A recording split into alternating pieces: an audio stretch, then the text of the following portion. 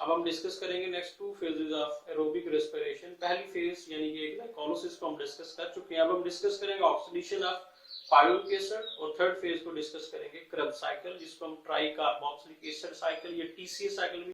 जो oxidation of pyruvic acid है ये माइटोकॉन्ड्रिया के अंदर हो रही होती है, क्योंकि हमारे पास जो पायरुविक एसिड है एक 3 कार्बन कंपाउंड है, वो कन्वर्ट होता है 2 कार्बन कंपाउंड के अंदर। ये सारा फिनोमेना किस तरह से चलता है कि हमारे पास जो पायरुविक एसिड है वो ये मॉलिक्यूल है। अब इस पायरुविक एसिड ने कन्वर्ट होना है किसके अंदर, एसिटाइल कोए के अंदर। एसिटाइल कोए जो है ये 2 कार्बन कंपाउंड है।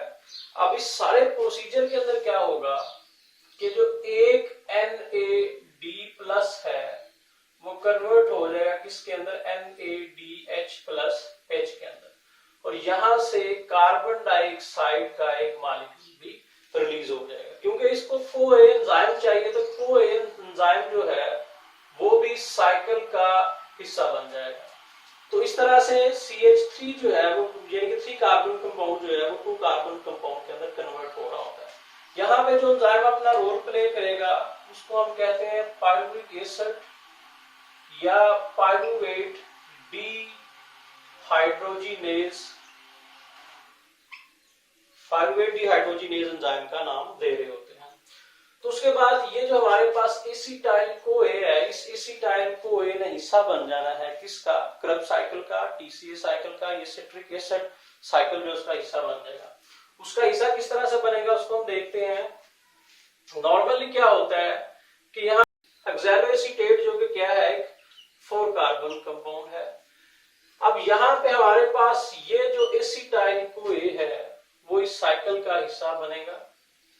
एसिटाइल कोए जो कि क्या है, 2 कार्बन कंपाउंड है हमारे पास। ऑक्सैलोएसीटेट ने कन्वर्ट होना है किसके अंदर, सिट्रेट के अंदर।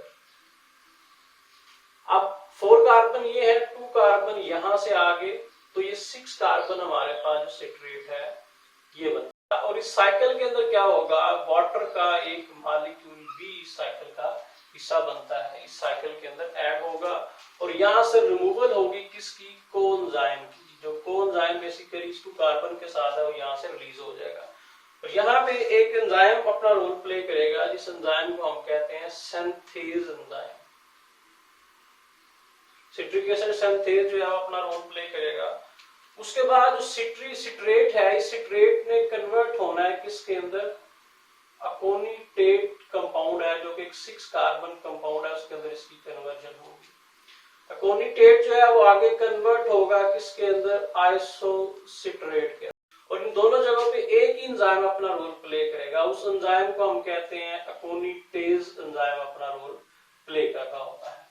तो यहाँ पे हमारे पास ये आइसोसिट्रेट क्या है, एक 6 कार्बन कंपाउंड है। इस 6 कार्बन कंपाउंड ने आगे कन्वर्ट होना है 5 कार्बन कंपाउंड के अंदर जो कि क्या है, अल्फा कीटोग्लूट्रेट है। ये जो अल्फा कीटोग्लूट्रेट है, जब इसकी कन्वर्जन होगी तो इसकी कन्वर्जन के साथ ही यहाँ पे डीकार्बोक्सिलेशन होगी। और डीकार्बोक्सिलेशन के मीन कार्बन डाइऑक्साइड की यहाँ से रिमूवल होगी। अब कार्बन डाइऑक्साइड की रिमूवल के साथ यहाँ से NAD+ जो है वो कन्वर्ट हो जाए किसके अंदर, NADH+ H के अंदर। और यहाँ पे जो एंजाइम अपना रोल प्ले करेगा वो हमारे पास आइसोसिट्रेट डिहाइड्रोजिनेज है। अब नेक्स्ट क्या होगा, अल्फा कीटोग्लूट्रेट ने आगे फिर फर्दर कन्वर्ट होना है एक 4 कार्बन कंपाउंड के अंदर, जिसको हम कहते हैं सक्सिनाइल कोए के अंदर इसकी कन्वर्जन होगी। अब जो सक्सिनाइल कोए जो कि 4 कार्बन कंपाउंड है, अब इस यहां से एक कार्बन डाइऑक्साइड का मॉलिक्यूल रिलीज होगा। कोएंजाइम इसके अंदर ऐड होना है, SH कोए की भी यहाँ पे एडिशन होगी। और इसके साथ साथ यहाँ पे एक जो NAD+ है वो कन्वर्ट होगा किसके अंदर, NADH+ H के अंदर। अब यहाँ पे जो एंजाइम अपना रोल प्ले करेगा वो हमारे पास अल्फा कीटोग्लूट्रेट डिहाइड्रोजिनेज एंजाइम है। साथ इसकी क्या होगी, डीकार्बोक्सिलेशन होगी। अब हमारे पास जो सक्सिनाइल कोए है, अब इस सक्सिनाइल कोए की कन्वर्जन होनी है आगे किसके अंदर, सक्सीनेट के अंदर। सक्सीनेट जो कि एक 4 कार्बन कंपाउंड है, सक्सिनाइल कोए भी 4 कार्बन कंपाउंड है, यहां से साथ ही रिमूवल हो जाएगी जो कोएंजाइम इसके अंदर ऐड हुआ था, वो कोएंजाइम यहां से निकल जाएगा।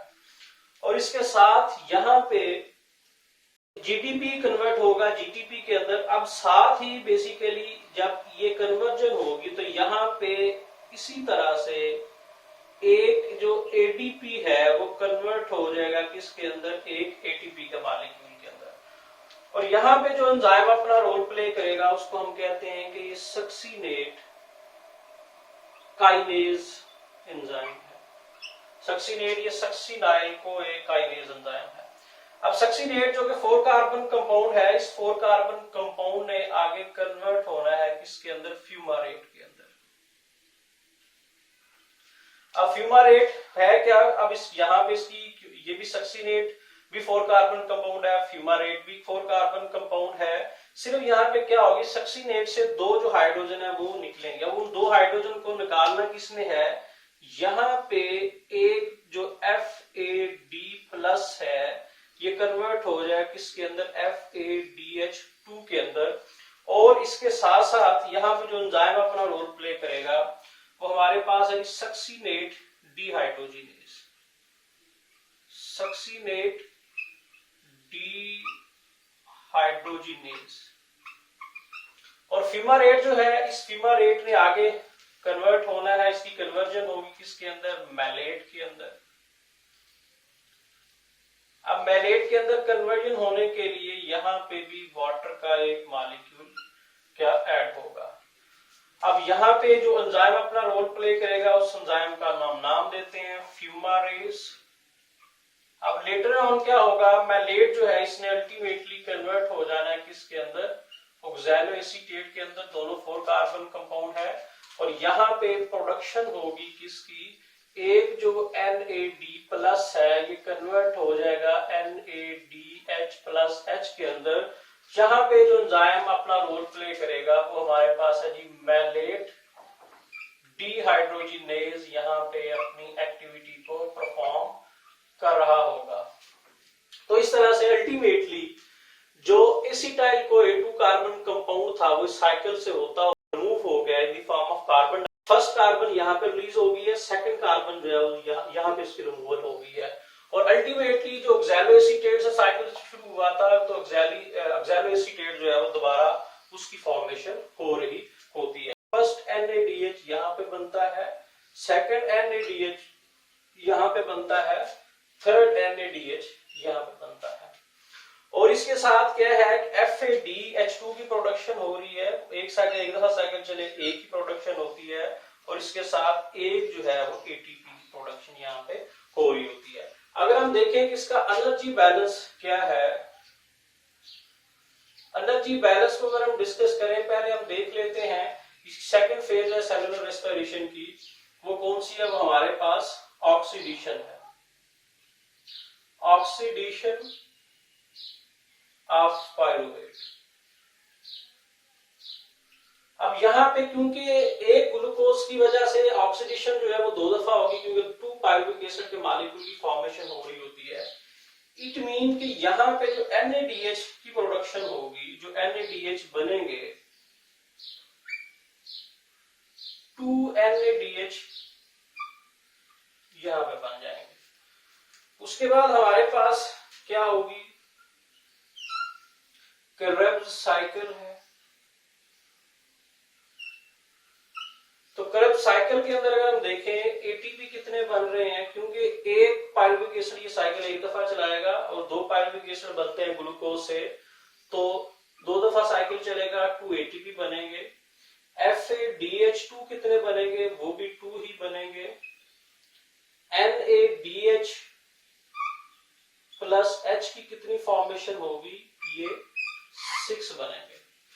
तो ये वो चीजें हैं जो बेसिकली हमारे पास बन रही होती हैं कि NADH के 2 मॉलिक्यूल ऑक्सीडेशन में बनेंगे, 2 ATP बनेगी, 2 FADH2 बनेंगे और 6 जो है वो NADH बनेंगे।